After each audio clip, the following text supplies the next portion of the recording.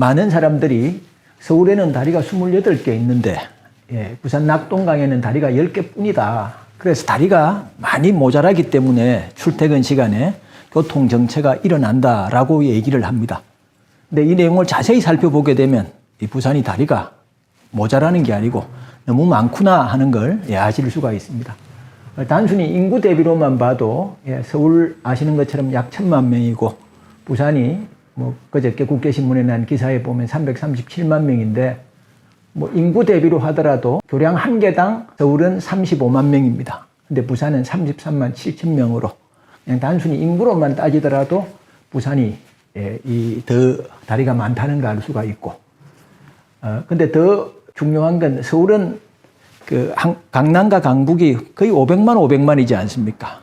그러니까 이 통행량이 굉장히 많습니다. 근데 아시는 것처럼 부산에 이제 도심하고 강서구 인구는 불과 13만 7천 명 정도 밖에 안 됩니다. 13만 7천 명이 다리 지금 10개가 있다. 이건 굉장히 지금 많은 숫자입니다. 강서구보다 인구가 한 10,000명 정도 적은 영도구는 이 불과 4개 다리로 이 도심하고 연결이 되고 있고 이 강서구보다 인구가 한 2-3배 정도 훨씬 더 많습니다. 우리 아시는 그 해운대 해수욕장, 국내 최대의 여름 피서지 해운대 해수욕장과 해운대 신시가지 같은 경우는 불과 5개 도로망으로 도심하고 연결되고 있기 때문에 다리가 적다라고 말씀을 하시면 안 되고 진짜 원인이 뭐냐 그러면은 서울 한강 같은 경우는 교량이 28건데 전체 차로수가 124개입니다. 그리고 부산은 10개 교량 중에 그 차가 다니는 차로수는 46개인데 보시게 되면 교량당 차로수도 서울이 많다는 걸 알 수가 있습니다. 그러니까 부산은 확장 가능성이 그만큼 있다는 거고 더 심각한 건 1개 차로에 다니는 차량 숫자를 한번 비교해 보게 되면은 서울 1개 차로에는 차량이 평균 16,000대가 다니고 있습니다. 그런데 이 낙동강 같은 경우는 1개 차로가 소화하는 숫자가 서울에 택도 없죠. 12,000대 정도 다니고 있습니다. 이제 차로당 교통량이 부산이 훨씬 적더라. 적은 차가 다니더라. 이게 무엇을 말하냐 그러면 부산에서 교통정체가 일어나는 실제 원인은 교량 부족이 아니고 차로가 이 교통량을 감당을 못하고 있다. 교량을 넘어가더라도 접속로가 부족하니까 교량 위에서 그냥 꽉 막혀버리는 겁니다. 그래서 문제가 교량 부족이 아니라 접속로 부족이더라 하는 걸 여실히 보여주는 숫자가 이 차로당 교통량이 되겠습니다. 그래서 절대적으로 부산의 낙동강의 교량이 모자라는 게 아니고 지나칠 정도로 많더라. 또 아시는 것처럼 낙동강 횡단 그 교통은 대부분 거의 모두 그 승용차에 의해서 아침 저녁 그 출퇴근이 이루어집니다. 그래서 대중교통의 부재 이런 것들이 더 큰 원인이다라고 말씀드릴 수 있습니다.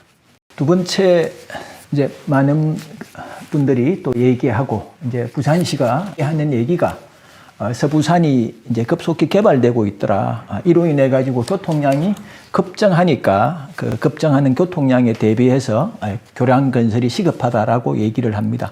그러면서 부산시가 이제 그 제시하는 숫자를 보게 되면 2020년 지금 57만 대가 다니고 있는데 25년에는 16만 4천 여대가 늘어나가지고 73만 6천 대가 다니게 된다라고 얘기합니다.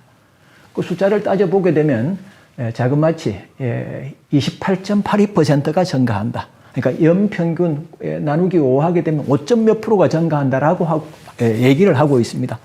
근데 문제는 이게 정확한가 하는 부분입니다. 해서 자료를 한번 찾아봤습니다. 그 자료가 이게 지금 부산시가 2020년도에 차량 교통량을 조사해서 그 최종 보고서를 만들어서 지금 홈페이지에 실어 놓은 겁니다. 거기 보게 되면은 낙동강 교량 교통량 추이라고 되어 가지고 있습니다. 구포 낙동강교부터 얼숙도대교까지 7개 교량이 2016년부터 2020년까지 그 교통량이 어떻게 변화했는가를 이 기록을 해 두었는데 그 내용을 보게 되면 이거 다 합치게 되면 2016년은 43만 7,636대입니다. 해가지고 2020년 44만 5천여 대로 실제 증가한 숫자가 얼마냐 그러면은 7,800대가 늘었습니다. 그 4년 동안 1.79%가 늘은 겁니다. 그래서 4년으로 나누어 보게 되면 연평균 0.45% 증가하고 있습니다. 부산의 다른 지역, 전체 교통량은 지금 인구가 줄면서 2016년부터 계속 줄고 있는데, 말씀하신 대로 요 낙동강을 횡단하는 거량은 뭐 에코델타 시티 개발이라든지 신안 개발이라든지 이런 것들로 인해 가지고 다른 지역에 비해서 부산은 전체는 주는 데 비해서 조금 증가하고 있는데 그 증가하는 수치는 불과 0.45% 뿐이더라는 겁니다. 그래서 요 0.45%를 그대로 적용하게 되면은 현재 57만여 대가 0.45%를 적용하게 되면은 58만 4천 대입니다. 그래서 부산시가 얘기하는 16만 4천 대가 는다 하고는 실제치가 굉장히 이 뻥튀기 되어 있는 걸 이 숫자를 보시면 알 수가 있습니다. 15만 몇천 대를 더 부산시 가장하고 있습니다.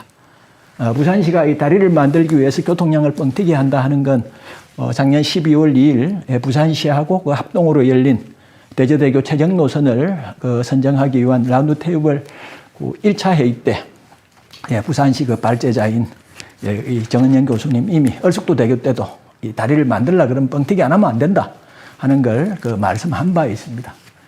근데 과거에 얼숙도대교를 건설할 때 수열 좀 뻥튀기 했어요. 수열 뻥튀기 안 하면은 건설할 수가 없는 거예요, 그냥.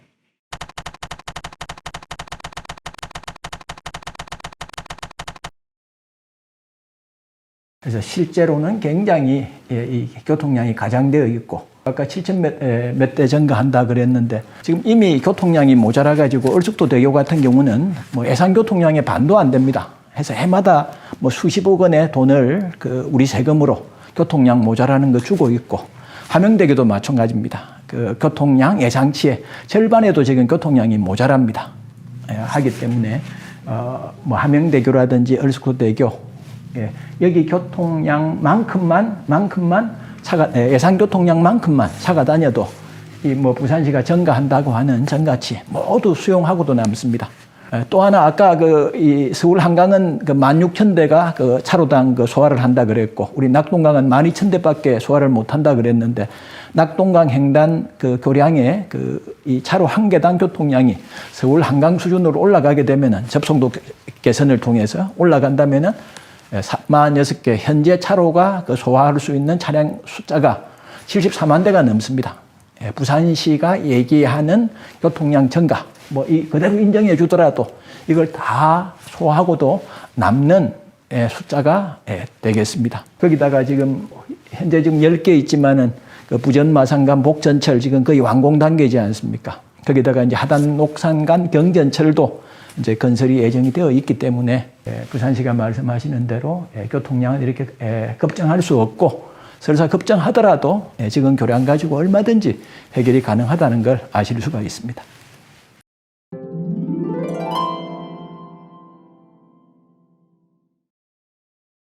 그래서 결코 다리가 모자라는 건 아니다.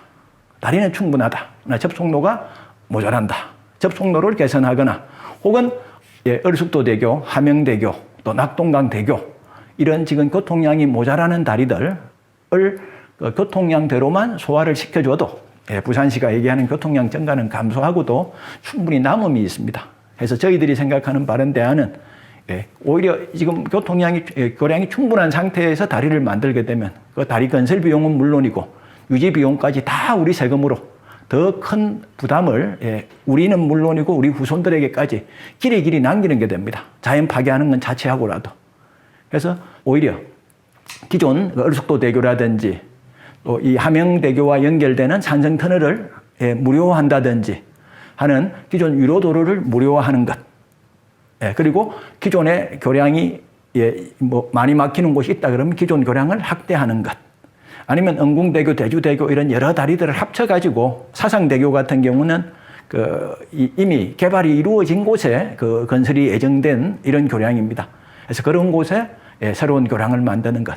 이런 얼마든지 우리 부담을 줄이면서도 실질적으로 그 혜택이 시민들에게 돌아가고 낙동강하고의 천혜의 자연도 지킬 수 있는 무수한 대안이 있습니다. 이런 대안에 대해서 우리 부산시가 참 열린 마음으로 이 의심탄회한 대화의 자리에 나서주기를 저희들은 진심으로 바라고 있습니다.